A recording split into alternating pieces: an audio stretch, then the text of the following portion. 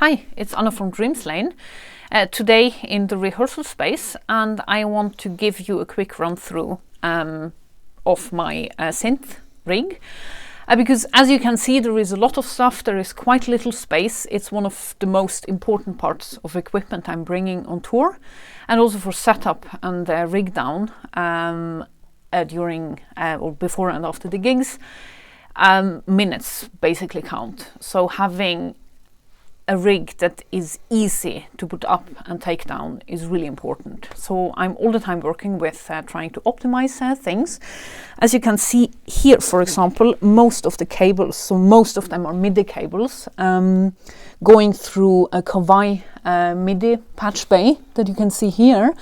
And they connect the Waldorf monosynth that you can see here with one of the manuals of the Hammond organ. Then I have the Roland polysynthesizer that is connected again through MIDI, because it's all a bit old school and vintage, connected through MIDI to the Hammond keyboard. And this one is because my digital piano Casio is the newest thing I have in my rig basically, and it doesn't have conventional MIDI anymore, so I have to use this MIDI USB host to connect a USB-A, I think, cable through the host to a MIDI connector, and through that again I can also connect the Roland to my Casio digital piano. So that's some of the issues. Another thing is as well, if I had track outs from all of my instruments, I would show up at the venue and tell the sound engineer that I have 8 channels out, and that's not very easy to deal with. So I have my own little mixing console here, and here you can see those two. That's the piano, here's the Hammond, that's the Waldorf, that's the Roland, and I end up with 2 tracks out that here in the rehearsal room go to a DI, and from there to our main mixing console. That has many advantages. I am the one balancing the sound between the different instruments, and at the venue the sound engineer, the only thing they have to do is balancing my keyboards with the rest of the band. So that also helps quite a lot. And yeah, then that has been a nice optimization, to be honest. So down here I have quite a big power strip, and I've managed now to basically consolidate most of the power sources that I need for the whole rig basically here. So then again, it's just plugging it out, bringing it to the venue, plugging it into, and I need nearly no additional power. So that's really nice, and it has really helped to have a quicker setup. So what is more now for optimization that I have to do is basically the length of the cables. Because before I used to have, let's say 3 meters of cable, where I would need maybe 20 or 30 or 40 centimeters. And then that has been rolled up somewhere tucked inside. And that is not optimal, to be honest. So one of the examples is here. There is a MIDI cable connecting the MIDI host to, I think, the Waldorf, and that is far too long. So a few weeks ago, I decided to try to optimize this. And another thing is also having as little as possible kind of reaching outwards here, because the more I have that kind of sticks out here, the more I have to disconnect in order to be able to put the lid on. So basically here, for example, there are very short cables connecting the Roland to the DI boxes here, and I would like to try and switch them out with jack cables that are a little bit shorter on the end here, because then I wouldn't have to disconnect them. Because in the heat of setting up and stressing around at a venue, it's so easily done that you just forget to connect something that you disconnected for transport, and then you need a few minutes to go around and check everything until you find the source of the error. So yeah, basically now what I'm going to do, well, first I also can say a quick words. You see here I have many more DI boxes, and down here as well And that I'm using that I can have a simultaneous setup for live rehearsals and for recording. Because as you can see, they are not connected right now to XLRs, only to jack that go to the mixing console and from there out to the main mixing console in the rehearsal room. Whereas when we record, you can actually see the setup here. All those XLR cables are then connected from the DI boxes here and those, and then go to the sound card we have in the rehearsal room. So yeah, with that said, now I'm going to have a look what more I can optimize cable length wise. Some stuff I've already done. You can see the cable here.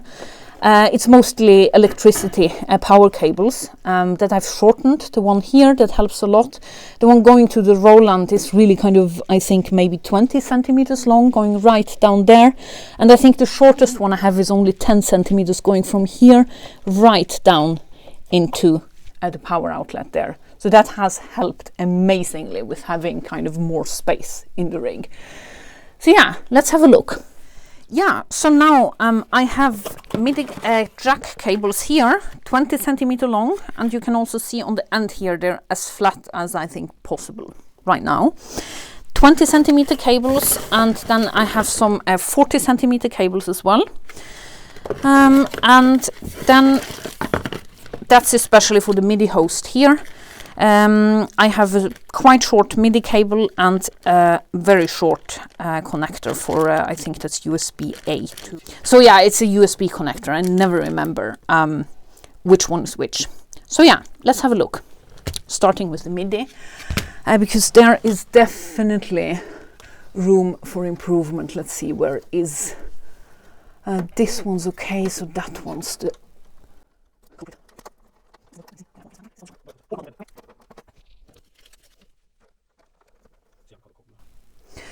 yeah, so let's see. Now I'm connecting the USB MIDI host to the MIDI patch bay, and since this is from out, so this comes from the digital piano, the Casio piano, through the MIDI host and goes into the patch bay, and gives me then in the patch bay the possibility to switch between having a piano or organ sound on the Casio.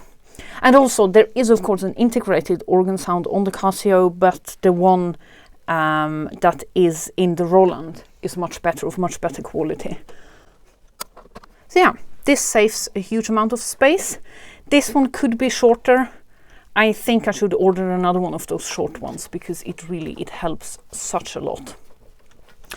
Yeah, so next one are the jack cables here. So I have those super short ones, and it would be optimal. And now it's just a question whether they are too short. Let's have a look. Well, this one obviously works.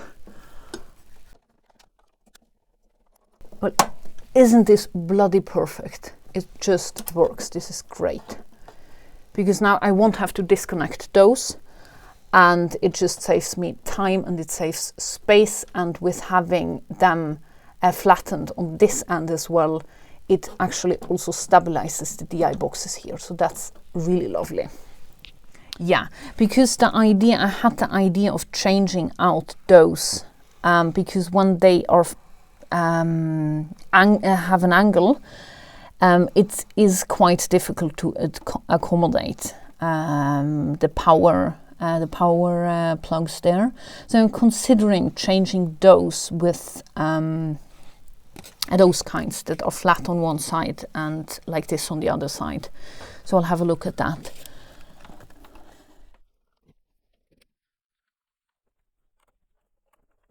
Yeah, so like that. Down here I get more space for the power supplies.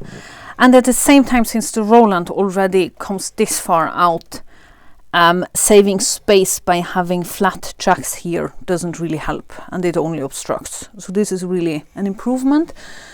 And also because of the length of the cables, I now can have all the jack cables down by the side here, and there is less risk of them being squeezed by the lid if put on not very, with less caution than what would be useful. So I think for now that would be more or less it, because I was considering having shorter cables here, but that doesn't really help because I shouldn't have the flat jacks here. So that's it for today. Thanks for watching and stay metal.